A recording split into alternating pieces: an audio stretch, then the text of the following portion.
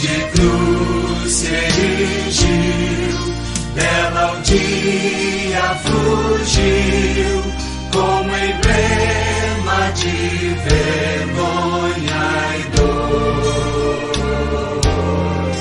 Mas contemplo essa cruz, porque nela Jesus deu a vida por mim, pecador.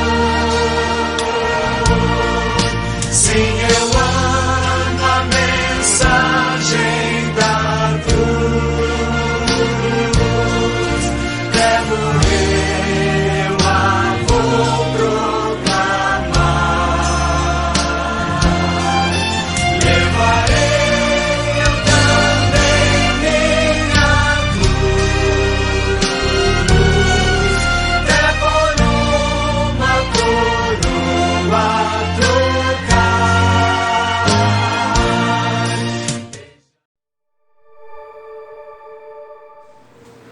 Graças e paz, irmãos, bom dia a todos. Quero convidar a todos vocês a se colocarem em pé. Nós vamos fazer a leitura do Salmo 2, um salmo de 12 versos. Nós vamos ler ele todo. Salmo 2, 1 até o 12.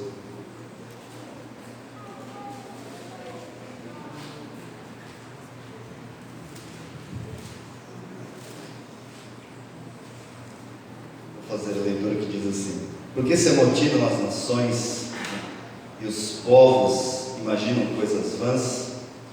Os reis da terra se levantam e os príncipes juntos se mancomunam contra o Senhor e contra o seu ungido, dizendo: rompamos as suas ataduras e sacudamos de nós as suas cordas. Aquele que habita nos céus se rirá, o Senhor zombará deles. Então lhes falará na sua ira, e no seu furor os confundirá. Eu, porém, ungi o meu rei sobre o meu monte Sião. Recitarei o decreto.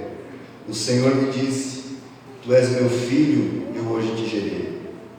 Pede-me, e eu te darei as nações por herança e os confins da terra por tua possessão. Tu os esmigalharás com uma vara de ferro, tu o despedaçarás como a um vaso de oleiro. Agora, pois, ó reis, sede prudentes, deixai-vos instruir juízes da terra. Servi ao Senhor com temor e alegrai-vos com tremor. Beijai o filho para que não se ire, e pereçais no caminho, quando em breve se inflamar a sua ira. Bem-aventurados todos aqueles que nele confiam. Em pé como você está, feche seus olhos, nós fazemos uma breve oração. Pai, em nome de Jesus, a palavra viva, pelo teu Espírito que habita em nós, nós te suplicamos que o Senhor venha falar conosco nesta manhã, pela exposição da tua palavra, que o Senhor fortaleça o nosso coração, nos ajude, nos guie, nos dirige, para a honra e glória do teu santo nome, em nome de Jesus. Amém. Pode se sentar. Irmãos, eu vou pedir a vocês uma coisa que eu pedi esses dias. Nós não estamos tendo aqui sala de crianças, né? Então você que está com o seu filho aí, gostaria que no decorrer da mensagem você explicasse para ele, se possível, o que está sendo falado, ou depois você pede um relatório, um checklist do que foi falado, né? Porque a gente não tem a sala das crianças, este ano é um ano difícil, atípico, mas é um desafio para nós de não arrumar nenhuma desculpa para que seja instruído, seja falado.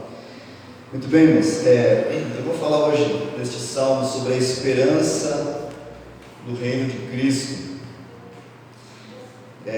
Nós muito ouvimos falar sobre a esperança, fala-se muito sobre a esperança, sempre nessa época do final do ano chega o Criança Esperança. Enfim, a esperança é algo que o homem anela, sempre ele está em busca, procurando, mas nós vamos ver o que é a esperança bíblica e onde está a esperança do crente, né? E a esperança no reino de Deus, no reino de Cristo, que já reina nos nossos corações, é isso que nos alimenta. Então nós vamos falar sobre a esperança do reino de Cristo. Então, como eu disse, talvez seja uma das palavras mais usadas, né? A gente vê aí um otimismo desenfreado do ser humano. Os dias vão melhorar, um dia haverá paz, um dia aprenderemos a amar, um dia a esperança vai transbordar no nosso coração, enfim. Mas a grande diferença do cristão, aquele que serve a Deus para aquele que não serve, é aonde está a esperança. Muitas vezes a gente pensa assim: puxa, uma pessoa que se suicidou, tirou a vida, ela não tinha mais esperança. E, ao meu ver, a resposta é sim e não ao mesmo tempo. Eu sei que isso é um pouco complicado, mas talvez ela colocou a sua esperança em algo que não pudesse preencher a sua alma, mas talvez na sua mente, no seu modo de agir, ele tinha a esperança que ele daria fim ao sofrimento. Então ele tira a sua vida porque ele espera que aquele sofrimento vai acabar. Mas mal sabe ele do que o espera na eternidade. Então a Igreja de Cristo, ela tem uma esperança que não está fundamentada no otimismo vazio, que não está nas nossas próprias forças e no homem de que um dia as coisas irão melhorar, ou que no passado algo foi melhor do que é hoje. A nossa esperança, ela está em Deus, que ressuscitou a Jesus Cristo dentre os mortos, e agora Ele vive dentro do nosso coração. Então nós temos a esperança, e isso na teologia nós vivemos uma grande expectativa do já agora, e do ainda não. O que é o já agora? Cristo já está entre nós. E o ainda não é que esse reino virá na sua completude. E essa é a esperança bendita, ou a bem-aventurada esperança da igreja e a esperança do crente. Então, irmãos, nós não podemos perder de vista esse objetivo.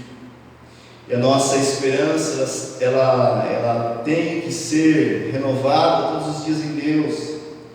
Eu me lembro de uma palavra do apóstolo Paulo, quando ele está falando para a igreja de Corinto, lá no primeiro capítulo, na sua primeira carta, aliás, capítulo 15, ele começa a falar a respeito de como o Senhor apareceu para ele, quando ele já era considerado como se fosse um aborto, mínimo de todos os homens, não sendo digno de ser chamado apóstolo, e ele diz: pela graça de Deus eu sou o que sou. Então o apóstolo Paulo está vivendo esta esperança.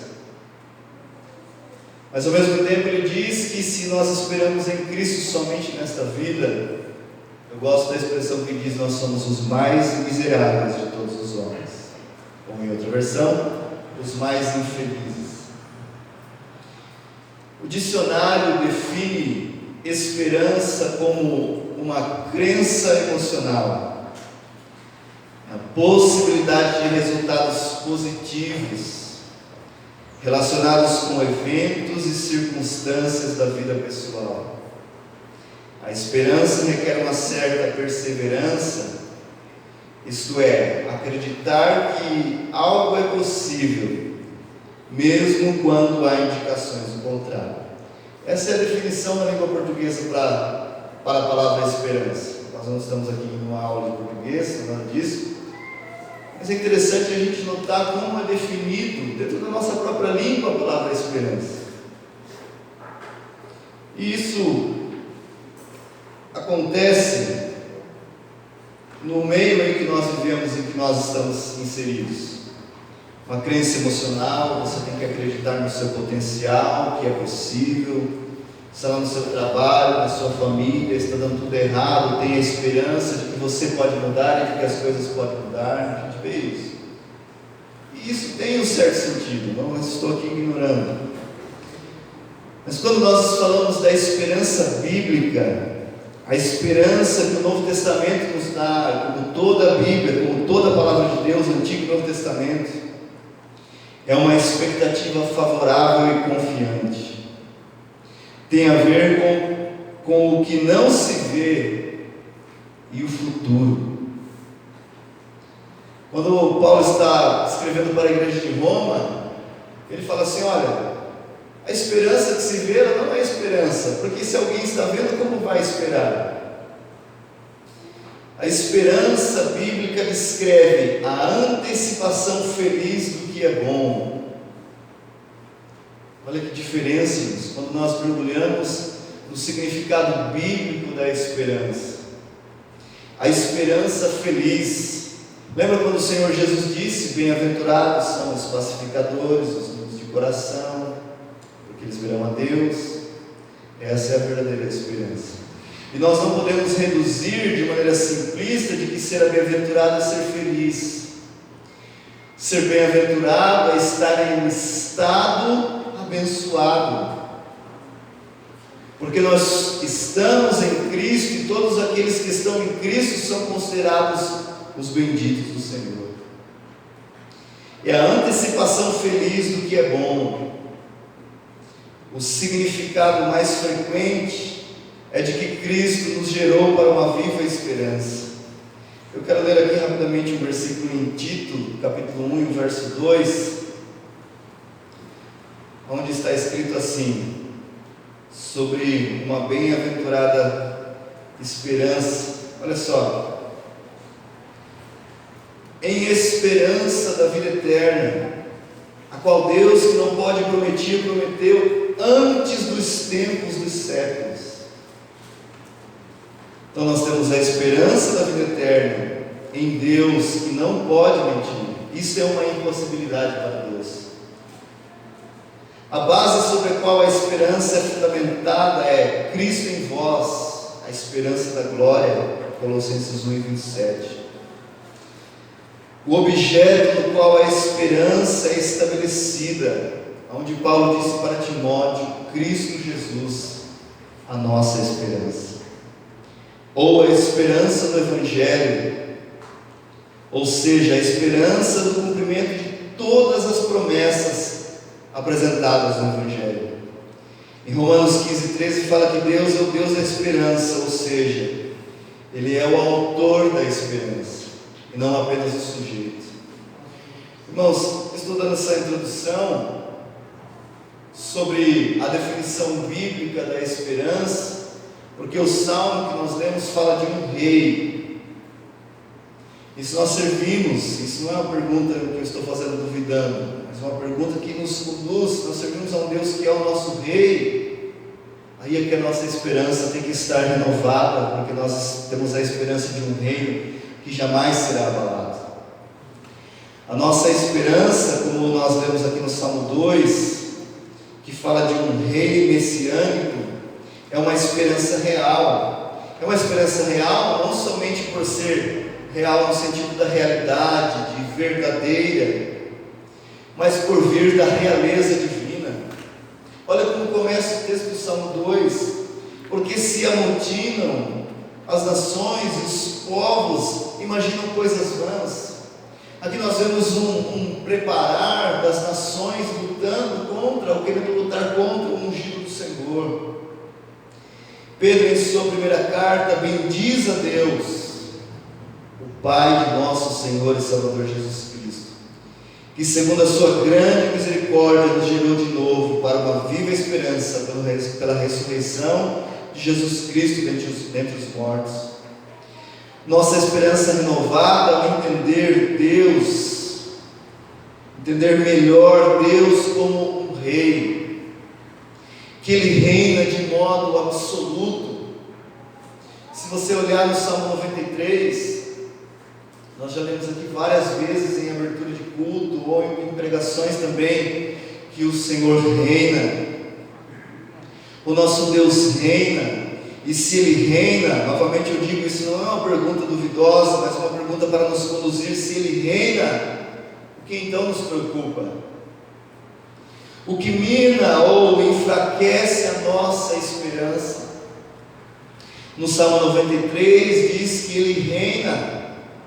Ele não é um rei vacilante, o seu trono está firme, Ele é desde a eternidade. Diz ainda o Salmo 93, verso 2. O seu reino está estabelecido para sempre, Ele reina para sempre, Ele reina desde a eternidade. Irmãos, não houve um momento sequer na história do mundo em que Deus não reinasse de modo absoluto. Mas nós perdemos um senso de realeza, porque muitas vezes nós vamos até as Escrituras para fazer perguntas, e mais perguntas de como pode isso, porque Deus sendo bom faz aquilo, porque isso, porque aquilo, e nós não o colocamos um óculos e enxergar que Deus é rei, que nós temos que se curvar diante da sua presença. Quem chega diante de um rei, ou por exemplo da rainha da Inglaterra, e fica fazendo perguntas, por que a senhora conduz o reino desse jeito? Ninguém faz isso.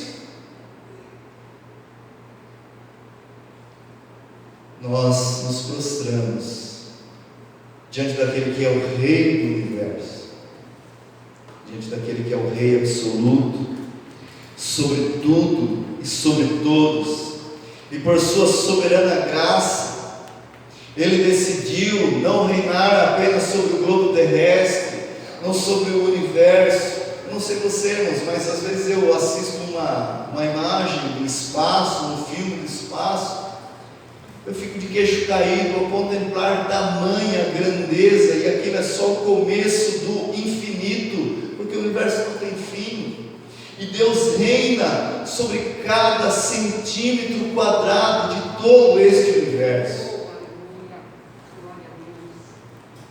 E nós perdemos, ou não enxergamos, ou não entendemos este senso de realeza que a Bíblia nos mostra dele como Criador, como Rei absoluto do universo. E Ele, por sua graça soberana, maravilhosa, Ele reina não só no universo, mas Ele reina também nos nossos corações. O Senhor Jesus, quando está ensinando os discípulos a orar,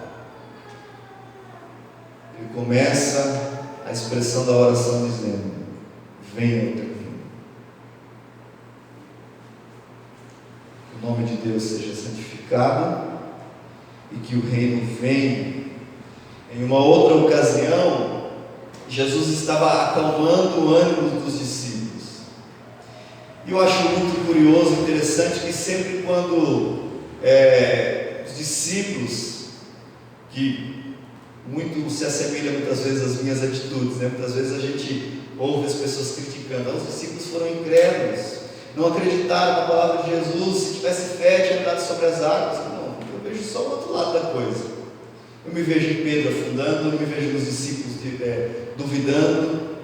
É muito fácil, né? Gostoso criticar os discípulos. Se não tiver fé, isso e aquilo. Eu me vejo sempre do pior lado da história. Mas o interessante é que quando os discípulos estão com os ânimos agitados, ansiosos, nervosos, preocupados, ou com a sua esperança em outra coisa que não era o Cristo, o Filho de Deus que estava com ele, eles disseram: mas Senhor, olha, nós temos uma agitação, muitos estão dizendo que o Cristo está ali, que o Cristo está lá, que está acontecendo isso ou aquilo. E Jesus olha para eles e diz: o reino de Deus está dentro de nós. E o Salmo 2, ele começa falando das nações, que as nações se amotinam, os povos imaginam coisas vãs, os reis da terra se levantam, os príncipes juntos se mancomunam contra o Senhor. Irmão, não existe nação sem homens, não existe povos, línguas sem homens. Então tudo isso parte da onde? Do coração do ser humano. E muitas vezes o nosso coração está agitado, indo para um lado, indo para o outro, desesperado, aflito, com a nossa esperança em outra coisa, e nós estamos em uma espécie de rebelião contra Deus. Mas que nesta manhã nós possamos suplicar ao Senhor, o Rei Todo-Poderoso, aquele que reina de modo absoluto e que reina também nos nossos corações, e que aquele que é poderoso para fazer com que o nosso coração se curve, não tenha uma atitude rebelde como essa aqui do Salmo 2 que nós vemos, para que a nossa esperança seja fortalecida. E o meu desejo é que a exposição da palavra fortaleça a nossa esperança nesta manhã, No começo do Salmo há uma pergunta: por que se amotinam as nações? Diante de tantas perguntas que os homens fazem para obter respostas e confrontar Deus, quando o soberano do universo faz uma pergunta ou entra em uma disputa com um homem, cessam os questionamentos e Deus vence.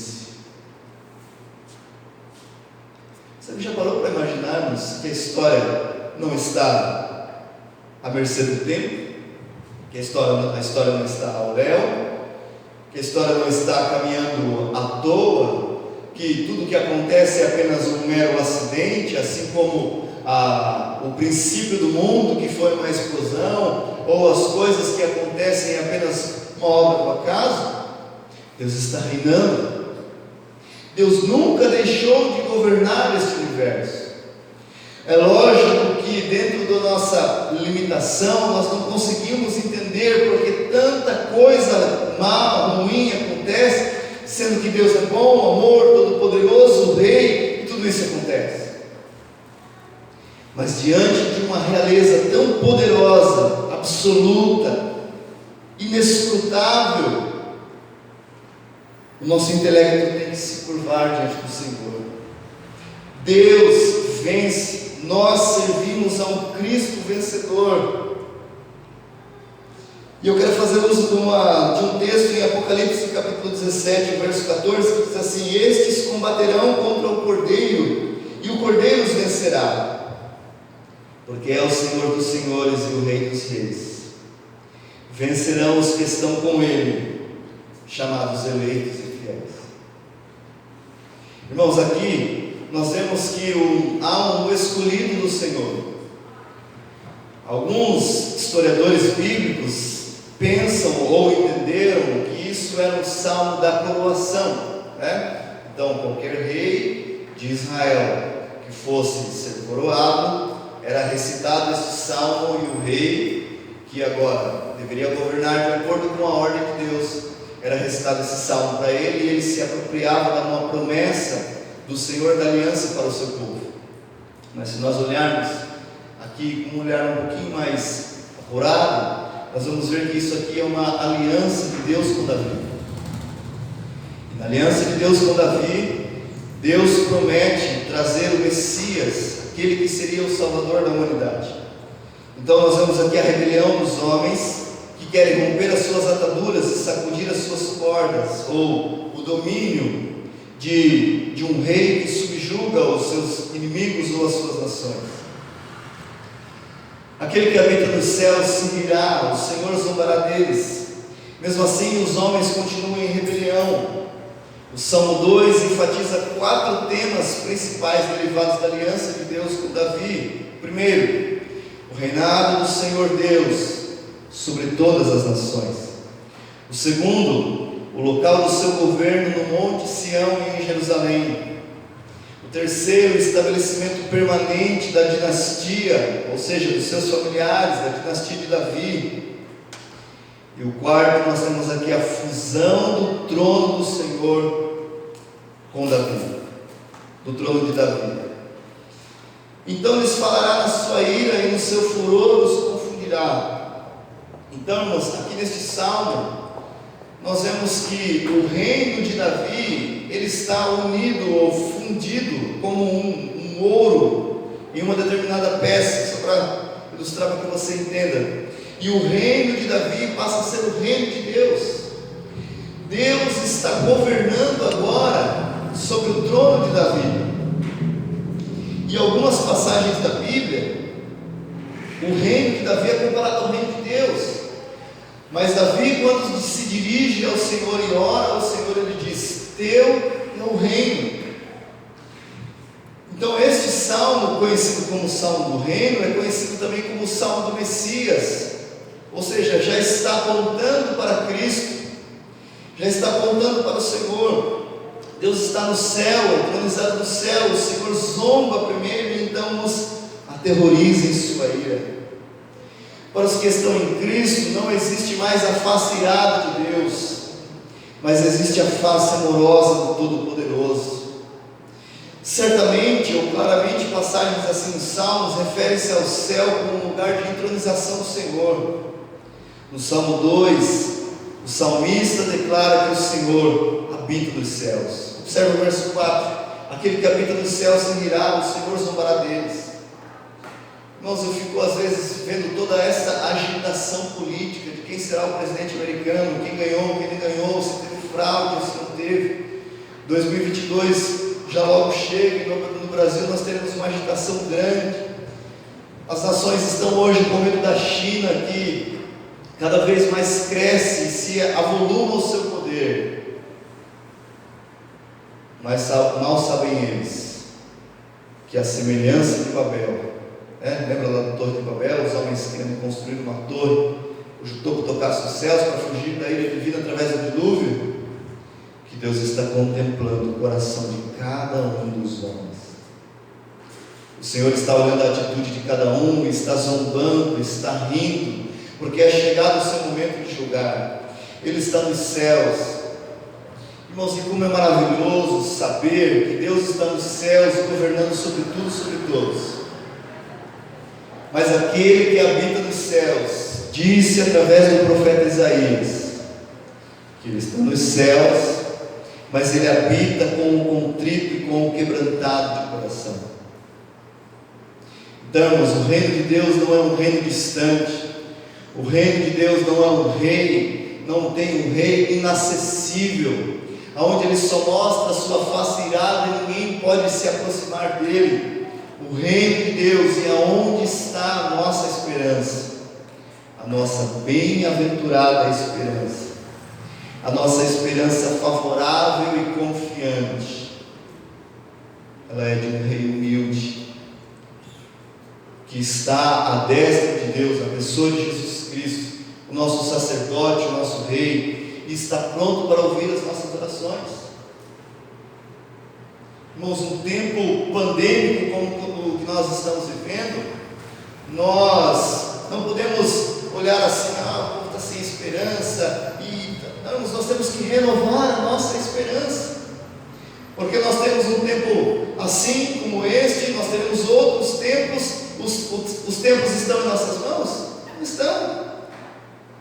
Como saberemos aquilo que nos aguarda no ano que vem, o que pode acontecer no mundo? Sempre há uma efervescência de tanta coisa que pode acontecer. E aonde está a nossa esperança?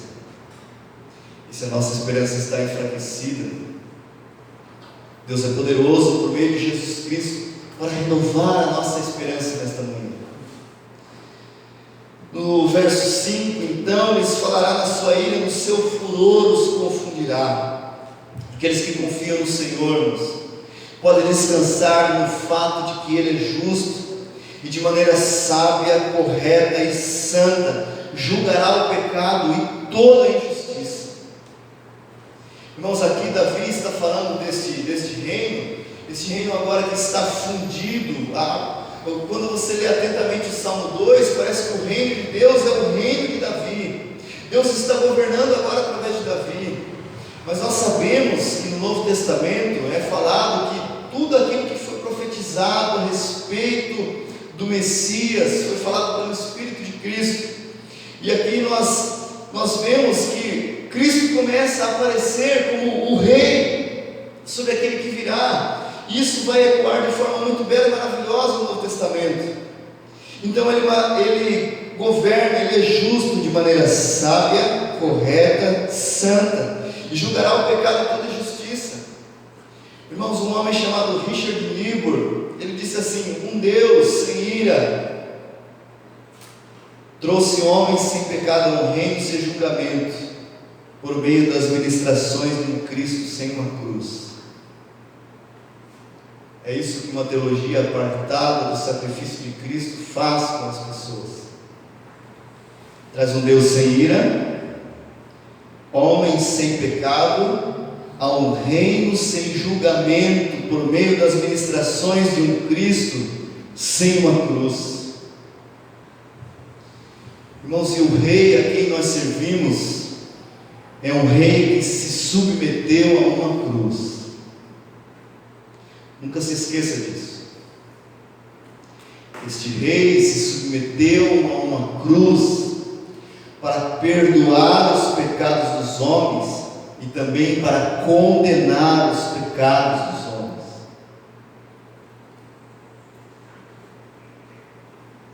Então, nós não podemos proclamar um reino onde não existe julgamento,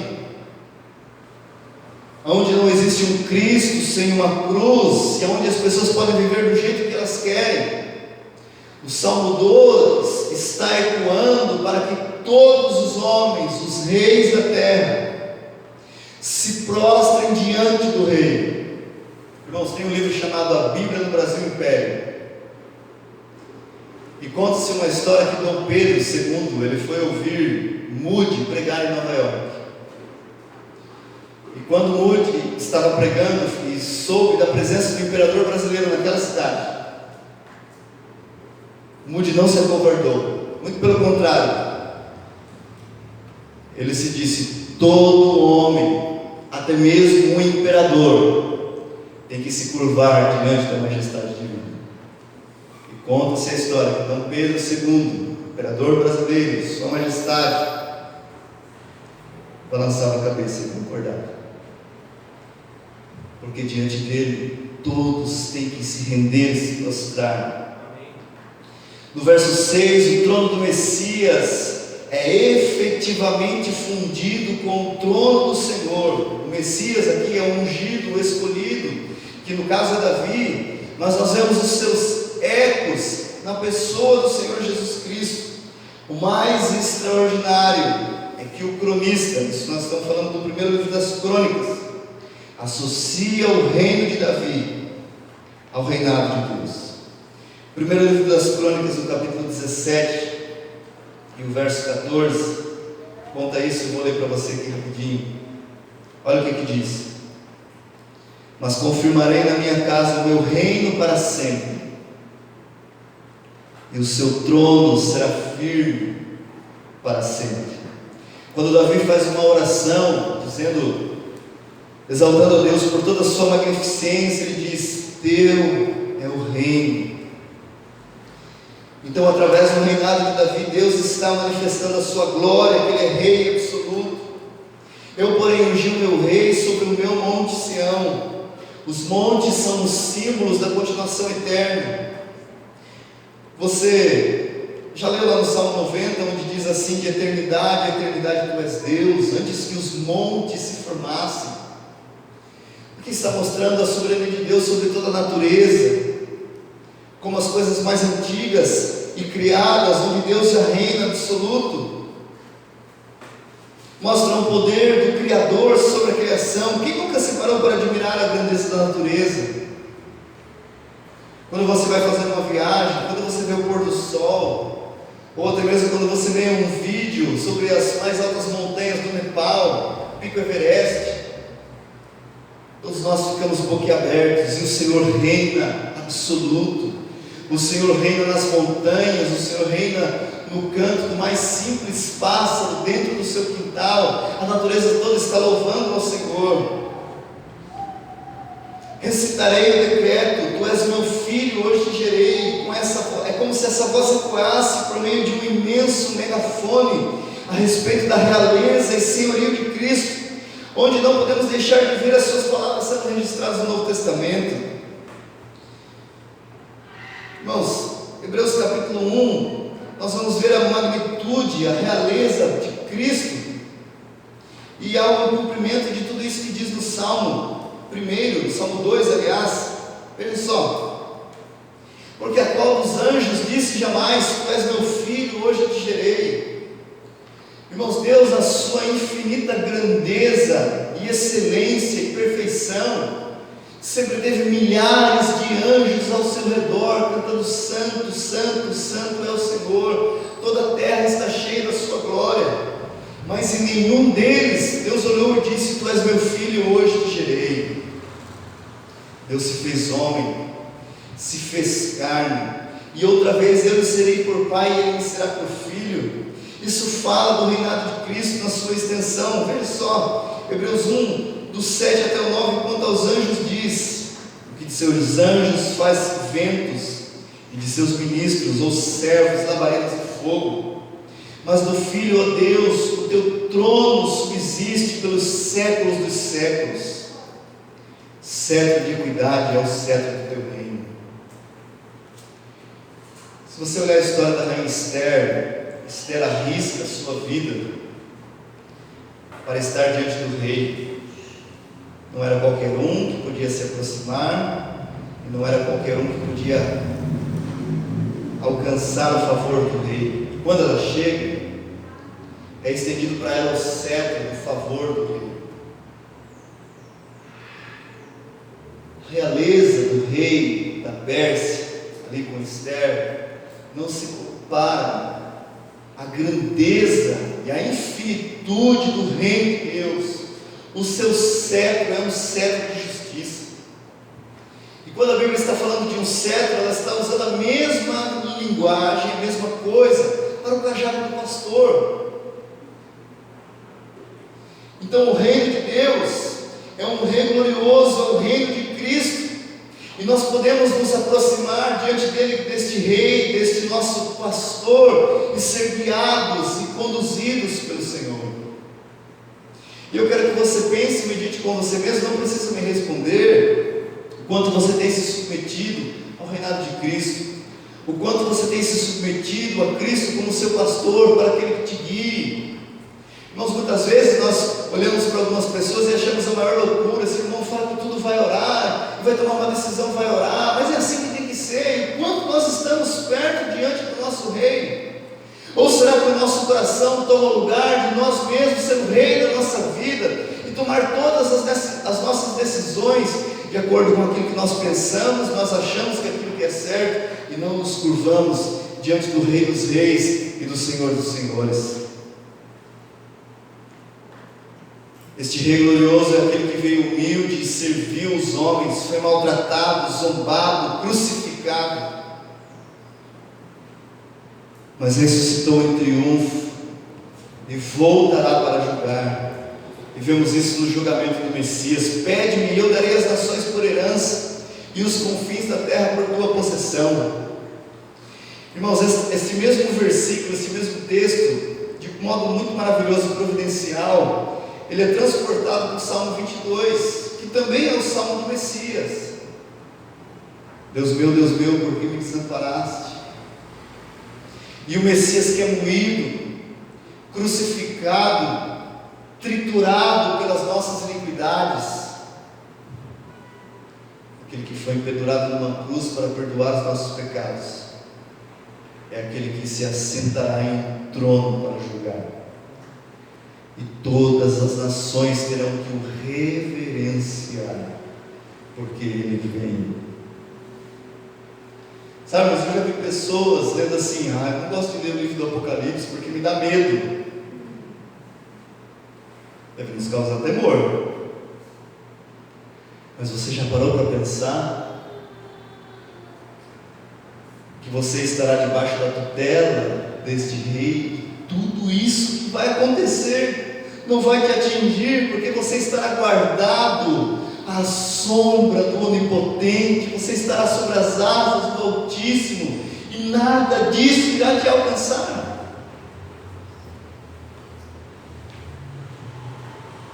Agora, se você não estiver em Jesus Cristo, tudo aquilo que está registrado de como Ele vem para julgar, tudo isso estará contra você.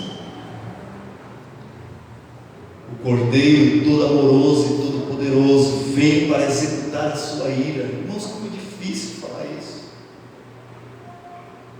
É difícil, não porque eu não queira, mas é difícil falar isso porque parece que a incredulidade do nosso coração, ou do coração da igreja que espera o rei, espera o reino, ela não consegue aceitar verdades como essa, e elas entram em rebeldia, a mesma maneira que as nações se amotinam contra o Senhor aqui no Salmo 2.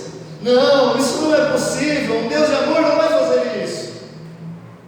Ele vai fazer isso justamente porque Ele é um Deus de amor, porque o seu amor real não no sentido somente de ser verdadeiro, mas o seu amor real, da sua realeza e da sua beleza e majestade, está sendo rejeitado pela natureza humana, pecaminosa, caída, que está contra Deus a todo momento.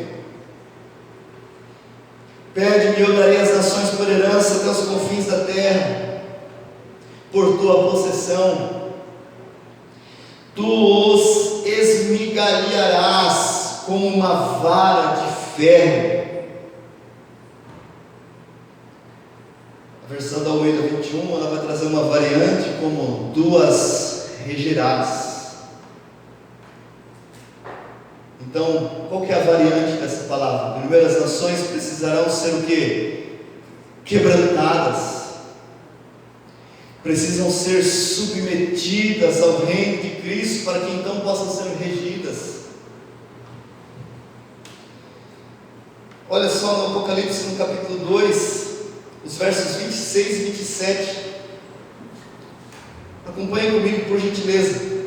E ao que vencer e guardar até o fim as minhas obras, eu lhe darei poder sobre as nações, e com vara de ferro as regerá, e serão quebradas como vasos de oleiro, como também recebi de meu Pai.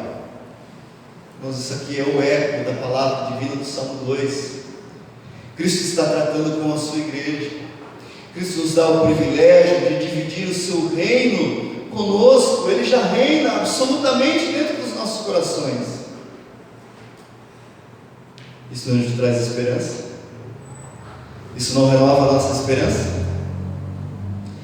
Todos os reis da terra são convidados a ser prudentes e a serem instruídos pelo Senhor. Todos os reis. Que bom seríamos se a igreja fosse uma perturbadora do presidente americano, da rainha Elizabeth, do presidente chinês, da Coreia, de todos os poderosos do mundo, dizendo: vocês têm que se submeter ao Rei dos Reis e ao Senhor. Todos os reis da terra são convidados. Vamos lá, no verso 10: agora, pois, ó reis, sede prudentes, deixai-vos instruir, juízes da terra. Mais uma vez eu pergunto: isso não te traz esperança? Somos convocados a servir ao Senhor com temor e se alegrar. A se alegrar. E muitas vezes nós confundimos, irmãos, a alegria com momentos descontraídos. Ou fulano está rindo, sorrindo, ele está alegre. Irmãos, a alegria produzida por Deus dentro dos nossos corações, quando nós temos a nossa esperança renovada em Deus, é uma alegria ultra circunstancial, ela é além das circunstâncias. Nós podemos nos regozijar em Deus, no luto, na morte, na dor, na tristeza, na falta de emprego. Nós somos convidados a nos alegrar no Senhor com temor e com tremor. Beijai o filho, diz o verso 12, é um ato de reverência. Numa tradução um pouco mais aprofundada, diz: é beijar os pés. Não é o beijo de Judas com o seu coração traidor, mas é um ato simbólico que significa lealdade, submissão, afeição, expressão de amor. Irmãos, e dentro deste rei tão poderoso que é nos anunciado aqui pela palavra,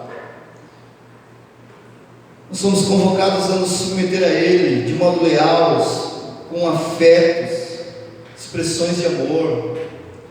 De repente nós entramos em um desespero: mas Senhor, eu não consigo te amar. E nós somos intimados pelo Senhor Jesus, igual aquela pergunta que ele fez para Pedro: Pedro, tu me amas? E nós somos constrangidos: Senhor, tu sabes que eu te amo. E quando chega a terceira vez: Senhor, tu sabes que eu te amo, mas é tão difícil. E às vezes nós caímos no comodismo, eu não consigo amar a Deus mesmo porque é muito difícil. Vamos extrair duas lições aqui. Primeiro, Deus é poderoso para reordenar os nossos amores. Guarde isso. Deus é poderoso para reordenar os nossos amores. Se o nosso amor está nas coisas, na família, no dinheiro, na cobiça, na luxúria, em tantos amores que nos é atraído para longe do Senhor, Deus é poderoso para reordenar os nossos amores, reordenar as nossas afeições, de modo que o seu amor nos renove e possamos demonstrar afetos de amor, expressão de louvor a Deus, dizendo que de fato, não só da boca para fora, mas dentro do nosso coração, que Ele é tudo para nós. Segundo, que nós podemos entender que o amor de Deus, Ele é maior do que o nosso amor, nosso por Ele. Nós o amamos porque Ele nos amou primeiro. Então, muitas vezes nós entramos à beira do desespero porque nós pensamos mais no nosso amor a Deus, quando nós pensamos, do que no amor de Deus por nós. Você já parou para pensar o quanto você é amado por Deus? Não é aquela lenga-lenga, desculpa a expressão, de que você é o especialzinho, o bonzinho, o amado, o queridinho. Não é isso. Mas que você é amado em Cristo, que apesar de todas as suas podridões, Ele te amou primeiro, porque Ele está prestes a aplicar a sua ira. Olha só, beijai o filho para que não se ire e pereçais no caminho, quando em breve se inflamar na sua ira. Irmãos, Deus já está irado, Ele só está aguardando o momento certo para aplicar a sua ira. Bem-aventurado todos os que nele confiam. Lembra do significado de esperança bíblica? A esperança bíblica é uma expectativa favorável e confiante, antecipação daquilo que é bom, antecipação feliz daquilo que é bom. Bem-aventurados todos aqueles que nele confiam. E para encerrar, eu quero deixar aqui dois textos. Um é de um homem chamado J.C. Ryle, que foi bispo em Liverpool no ano de 1800 e alguma coisa, 1860 para frente. Quando ele fala a respeito da esperança, diz assim: qual é a esperança do verdadeiro crente? É precisamente a seguinte: Jesus Cristo em breve voltará sem nenhum pecado, em companhia de todo o seu povo, a fim de enxugar toda lágrima, a fim de ressuscitar os corpos de seu povo de suas sepulturas, a fim de acolher perto de si toda a sua família espiritual, a fim de que os remidos estejam com Ele para todo sempre. Packer diz a seguinte coisa: você é otimista ou tem esperança? Otimismo é o desejo sem garantia. A esperança cristã é uma certeza garantida pelo próprio Deus. Então, muitas vezes nós somos otimistas. Não, vai melhorar. Este ano, não, logo a pandemia passa. Nós ouvimos isso desde abril. Vai passar, todo mundo otimista. E nós estamos praticamente em dezembro. E as pessoas continuam otimistas. Mas o otimismo é o desejo sem garantia. A esperança cristã é uma certeza garantida pelo próprio Deus. Jesus disse: não temais, ó pequeno rebanho, porque a vosso Pai agrada dar-vos o reino. Vamos que a nossa esperança nesta manhã no reino de Cristo seja renovada. Todos nós somos muito tendenciosos ao desespero. E muitas vezes não somente a falta de esperança, mas é colocar a esperança no lugar errado. Em nós, no governo, no trabalho, na família. Mas sempre quando a esperança está colocada em algum lugar que não tem nenhum solo firme, ela logo se vai e nós ficamos arrancando os cabelos. Mas quando a nossa esperança está em Deus, quando vem o dia mau, nós sabemos aonde nos refugiamos. Curva a sua cabeça.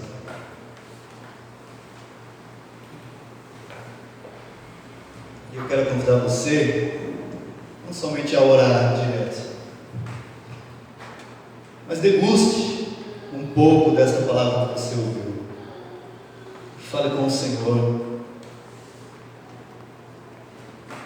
Coloque o seu coração diante do Senhor.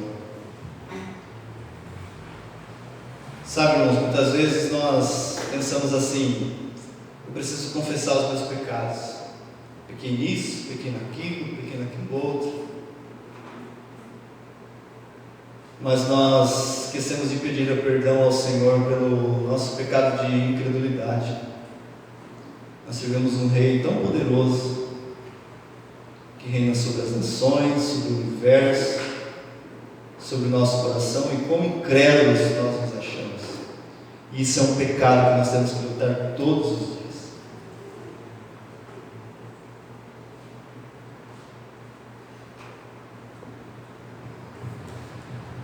Pai, em nome de Jesus, nós queremos te agradecer e te louvar pela tua palavra. Ó Senhor, renova a nossa esperança. Ó Senhor, nos ajude, Deus, a não colocar a nossa esperança nas coisas, no dinheiro, na situação atual, mas renova a nossa esperança em Ti, Senhor. A esperança de que pode o mundo se agitar e se abalar, o Senhor permanece o mesmo. Em Ti não há mudança e nem sombra de variação. O Senhor é imutável. O Senhor é o eu sou o que sou, pão da vida, luz do mundo, água para os sedentos, força para o cansado, porta para o pecador aflito e desesperado de seus pecados. O Senhor é perdão, amor, graça e misericórdia. Portanto, Senhor, ajuda-nos como igreja de Cristo, possamos ter esperança no Senhor, e o Teu nome seja glorificado, em nome de Cristo Jesus. Amém.